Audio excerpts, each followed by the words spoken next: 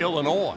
We're just being taxed to death. Like an addicted gambler, the deadbeat state looks for a fix from taxpayers anytime it can't pay its bills. We need to say no. No higher income taxes, no higher property taxes. 25 years of business, this last 2 years is the worst I've ever seen. Mark Scranton runs a Decatur business employing 16 people, half of what he employed 2 years ago. A downturn in orders from a major customer, combined with a series of tax hikes, has a stranglehold on his ability to turn a profit. It just keeps driving the cost of our business up, and it just keeps cutting our bottom line to the point where there's not much meat left on the table when we get done. A big part of the problem is in Springfield.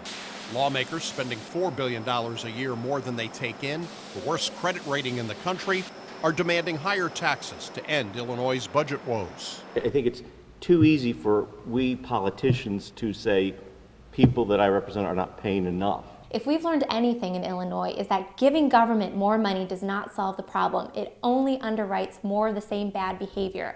Locked in a budget battle since last July, Governor Rauner tells the I-Team he will not look at tax increases until his turnaround agenda, which includes major business reforms, is passed by the legislature.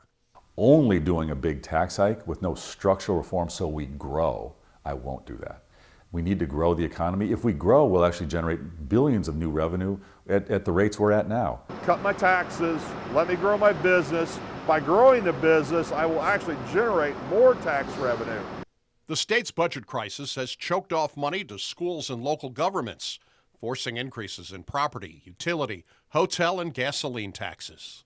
I don't want to raise any taxes. Nobody on the council does, but we're in a dire strait. Taxes are putting a pinch on small business. The restaurant and bar here, we're struggling like most people are in Decatur. We're on a paper-thin margin. The taxes being increased is not benefiting anybody. It's only going to hurt. When it comes to property taxes, Illinois is a leader, but not in a good way. Only the state of New Jersey has higher property taxes than Illinois. Over, say, a 40-year time span, you will have paid for your mortgage, but you will have paid double again for your property taxes. So you, in essence, bought the value of another house, but of course it just went to taxes. Property taxes are the lifeblood of Illinois schools. A freeze on property taxes, commonly called tax caps, sends a chill through financially squeezed school districts. If tax caps go into place, we need to be able to generate enough revenues to cover the expenses. The Decatur School District has cut millions in recent years and is now considering slashing nearly $4 million more. Not just Decatur, but most districts. If you have tax caps and the state's not paying revenues, I don't see how districts can survive. For a family in Macon County, 1 out of every $25 earned goes directly to property taxes. The tax game, the state passing its problems on to schools and local governments, which then sock the wallets of taxpayers. I'm basically giving up about a third of my income every year to pay for taxes. Tax games, a losing bet for Illinois taxpayers.